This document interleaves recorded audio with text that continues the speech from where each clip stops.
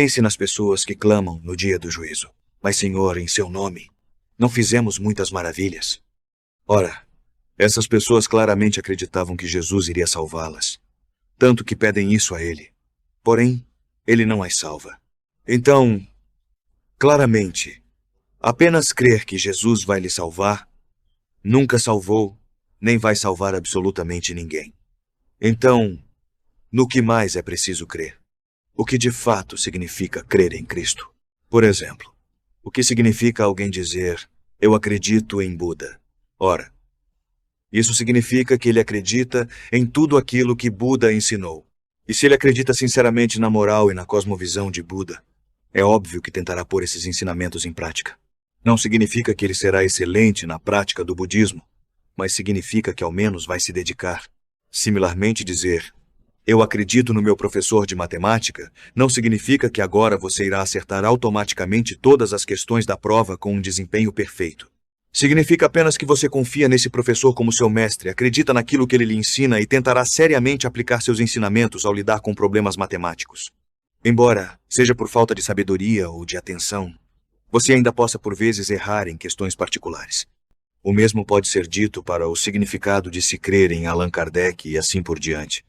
Portanto, crer em Cristo não significa apenas crer na história em torno de Cristo. De um modo mais amplo, crer em Cristo significa, antes, crer em tudo aquilo que Cristo nos ensinou, seja em termos morais, em termos teológicos e em termos históricos. De fato, aceitar alguém como seu Senhor não significa que você será automaticamente um servo perfeito, mas significa que você, como um servo dedicado, vai se empenhar em compreender cada vez mais profundamente a vontade do seu Senhor. E, com o tempo, tenderá a ficar cada vez melhor em atender suas vontades, pois a prática leva à perfeição.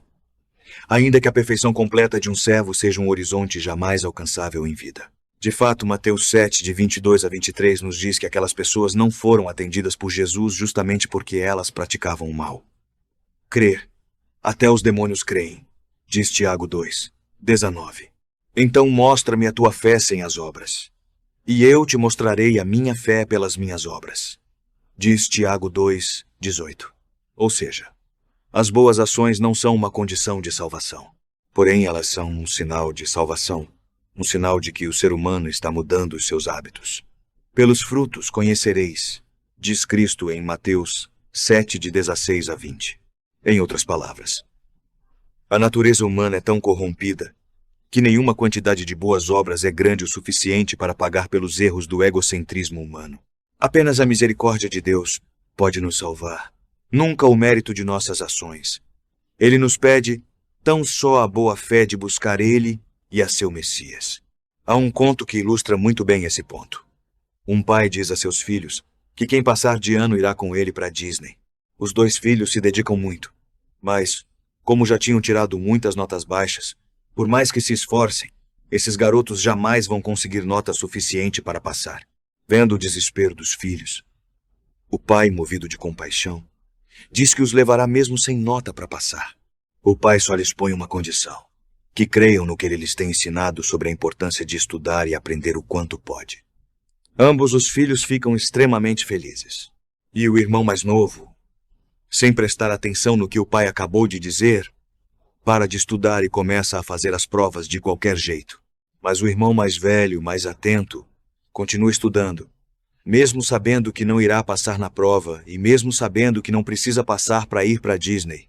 Ele faz isso apenas por gratidão ao pai e por crer que aprender é algo importante em si mesmo, como seu pai lhe ensinou. Ora, no fatídico dia da viagem, ambos os filhos, de fato, não chegaram nem perto de ter a nota para passar. Porém, o pai percebe que um filho não lhe ouviu e só vadiou. E percebe que outro acreditou nos valores que ele lhe transmitiu e se dedicou sinceramente a melhorar sua nota, ainda que não tenha conseguido subi-la muito. Ora, qual filho o pai deixará em casa e qual ele levará para Disney? Em outras palavras, não buscamos nos tornar pessoas melhores para comprar nossa salvação, pois jamais seríamos suficientemente bons a ponto de merecer o paraíso. Na verdade, buscamos nos tornar pessoas melhores apenas devido à fé que temos naquilo que Cristo nos ensinou sobre a justiça.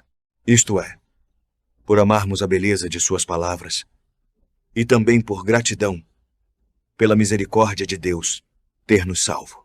Em Efésios 2, 9, Paulo nos diz que a salvação não vem das obras para que ninguém se vanglorie. De fato, doutrinas religiosas que ensinam salvação por boas ações acabam pressionando o sujeito a ter uma imagem narcisista idealizada de si mesmo como alguém bom o suficiente, pois ninguém quer crer que vai para o inferno. Já a ideia de que a melhoria no comportamento não é critério de salvação, e sim sinal, nos permite continuar nos dedicando a melhorar sempre, sem crer envaidecidamente que já chegamos a um patamar bom o suficiente para nos salvar. Claro, a Bíblia também diz, em Lucas 12, 48, que a quem muito for dado, muito será cobrado. Então, é difícil dizer para uma pessoa em particular o quanto do Evangelho a pessoa precisa conhecer e crer a fundo a fim de ser salva. Pois algumas pessoas, talvez de só ler um versículo, isso já seja o suficiente para inspirar-lhe uma mudança de comportamento por toda a sua vida. Outras, talvez, nem lendo a Bíblia inteira de ponta a ponta tenham qualquer mudança ou sinal de fé verdadeira. Não sabemos ao certo quanto será exigido de cada um, pois não sabemos o quanto de talento e oportunidade lhe foi dado. Mas, na via das dúvidas, o mais seguro é buscar conhecer e crer naquilo que Cristo nos ensinou na forma mais ampla e profunda que pudermos, pois a moral de Cristo nos indica o caminho a seguir. Enquanto sua teologia nos dá o bom ânimo para perseverar nesse caminho, mesmo quando as situações ficam realmente difíceis, o temor ao Senhor é o princípio da sabedoria. Diz Provérbios 9, 10. Mas o temor é apenas o princípio. Na medida que buscamos praticar a justiça, passamos também por hábito a amá-la cada vez mais, agindo agora também por amor ao bem, e não só por temor. Porque o meu jugo é suave e o meu fardo é leve. Diz Cristo em Mateus 11, 30. De fato, o primeiro mandamento é: amarás, pois, o Senhor teu Deus de todo o teu coração, de toda a tua alma, de todo o teu entendimento e de toda a tua força. Marcos 10, 30.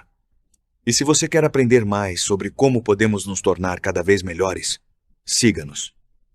E, claro, desperte do sono dogmático quantos você puder com este vídeo.